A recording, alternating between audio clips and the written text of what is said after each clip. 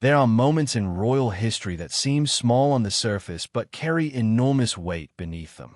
A word exchanged at a public event. A look passed between family members. A decision made quietly behind palace walls that only becomes visible weeks or months later when the pieces finally fall into place. What we are about to explore today is one of those moments.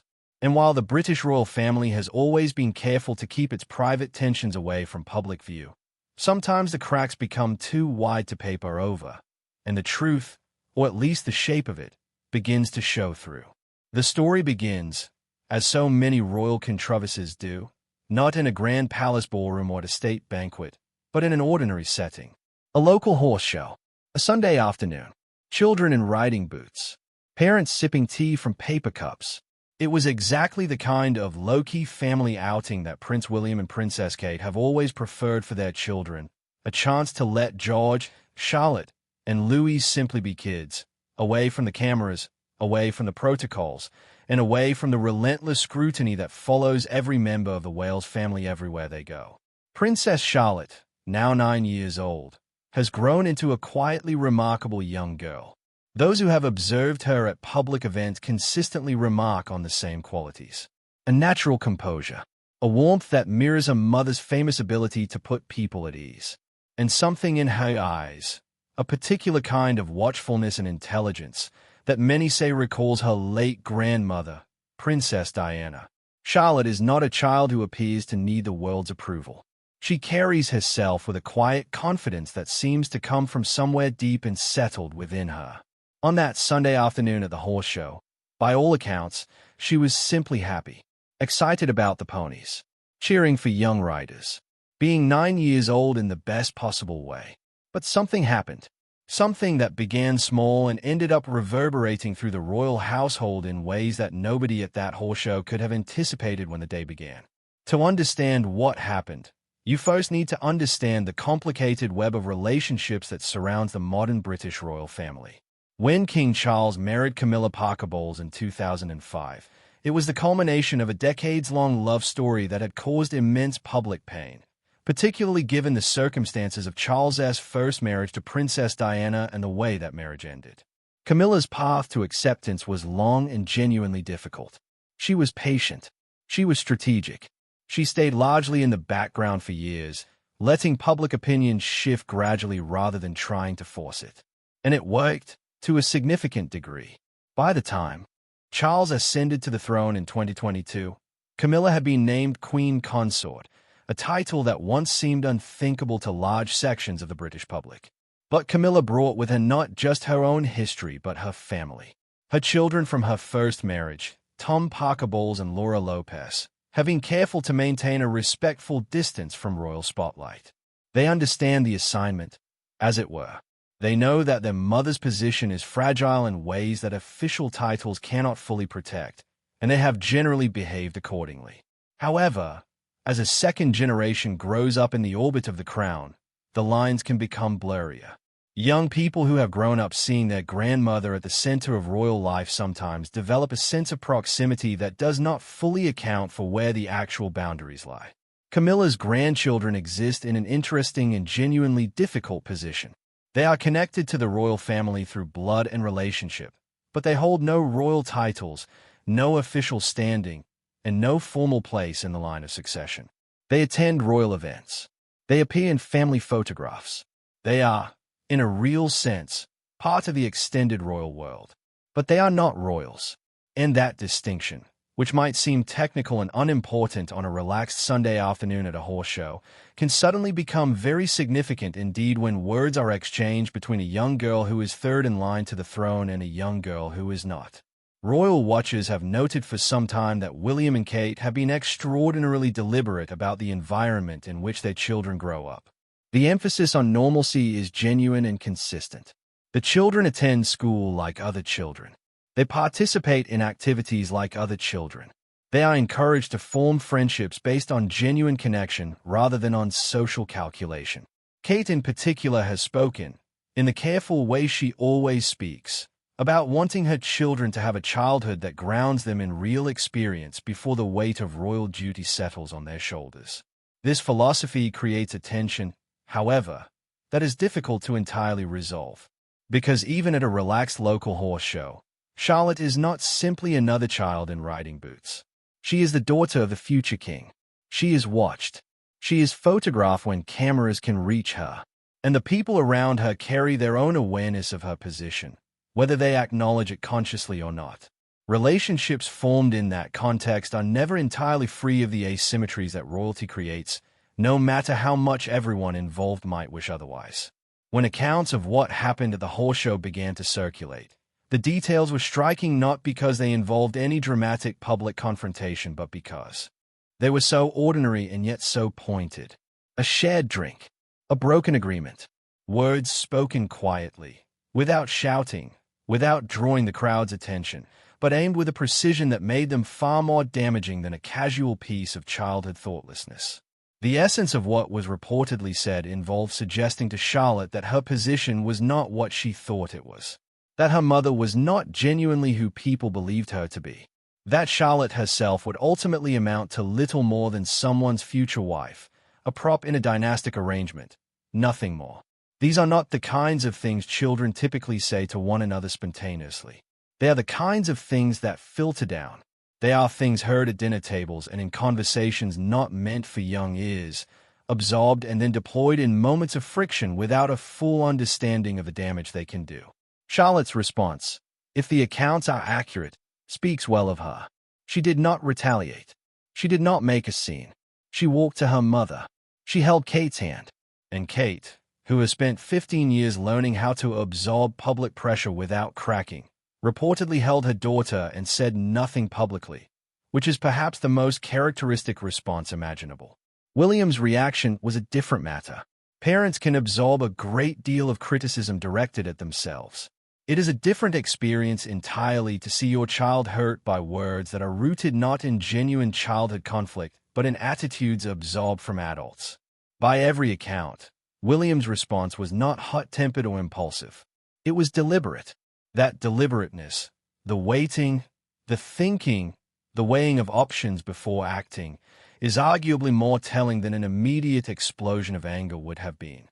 It suggested that this incident was being processed not just as an isolated event, but as part of a longer pattern that had finally reached a breaking point.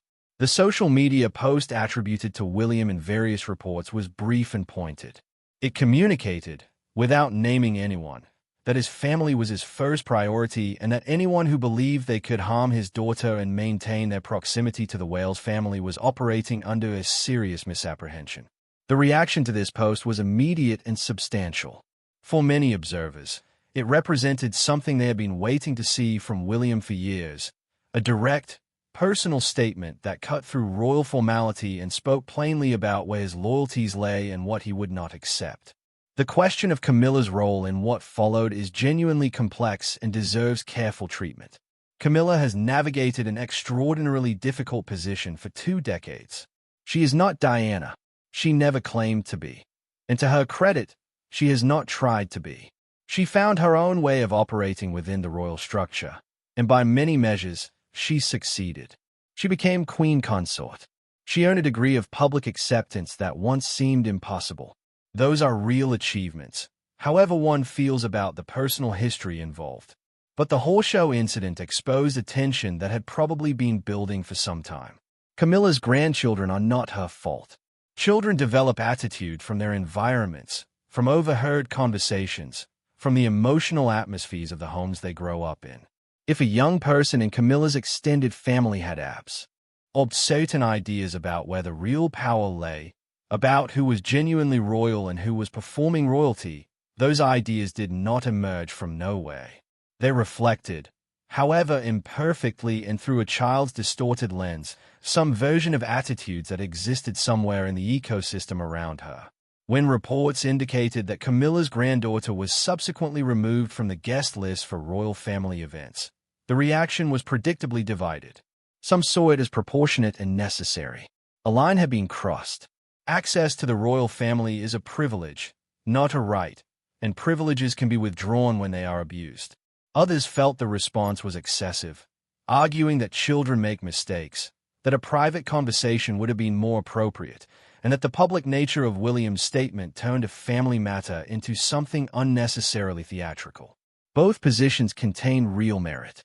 What they agree on, implicitly, is that something significant had shifted. The incident was not, in the end, really about a juice box or a rude comment at a horse show. It was about accumulated tensions finally finding a release point.